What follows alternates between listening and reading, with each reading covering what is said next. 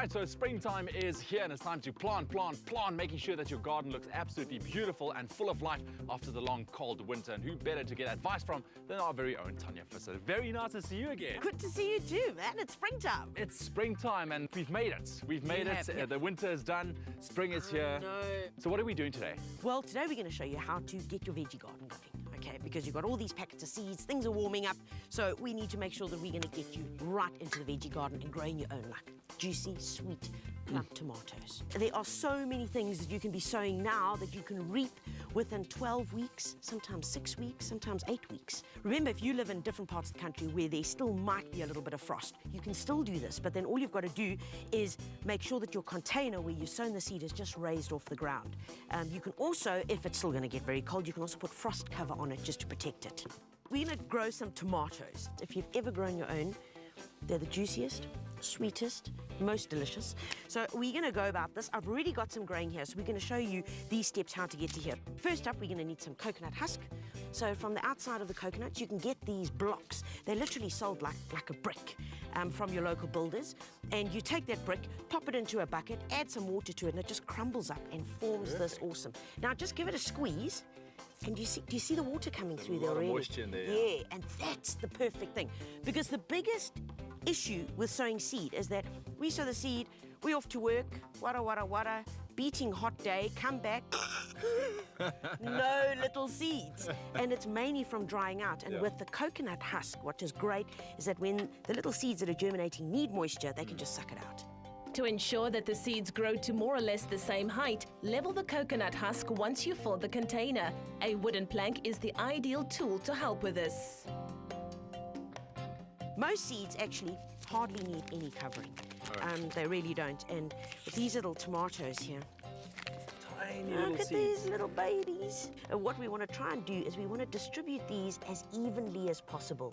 And generally do that by just rubbing them between your thumb and forefinger. Okay, so you give it a bash there. You go along that end over there. This is a germination, so this is the first stage of what we're doing.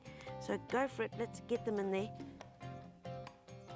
Now, next step is because the seed is very thin and quite flat, you really don't actually need to push it in. Okay, what we really want to do now is take this, because this is going to make it even double foolproof.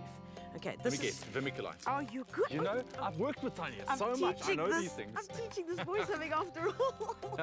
Now, all we're going to do is we're going to take the vermiculite and we're just going to sprinkle it literally over the seeds.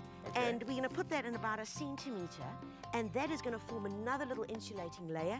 And it also has the ability to hold more moisture. And it really is easy, because it's so light, for the little guys to pop through and start growing through. Brilliant.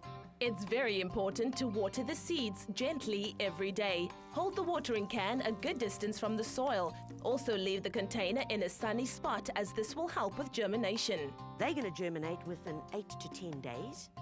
And within 2 weeks, they're going to be up to what we call the 2-leaf stage. This is pretty much what we have on your let's left take a look at this over here. I mean, this is beyond the 2-leaf stage.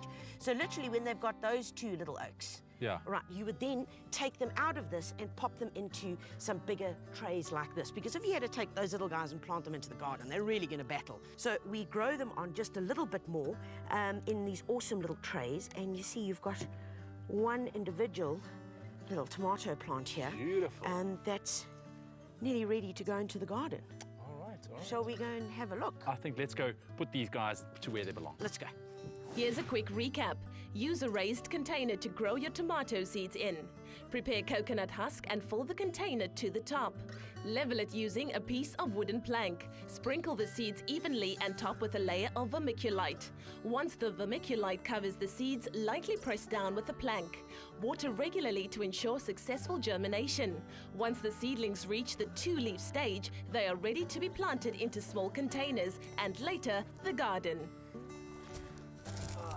And look at these guys already. Yeah, these guys have been in for a little while. Already got, look at that, beautiful fruit. I mean, this vine here, you could either munch it straight off there, pick it up, roast them, and that's what we're going to end up with.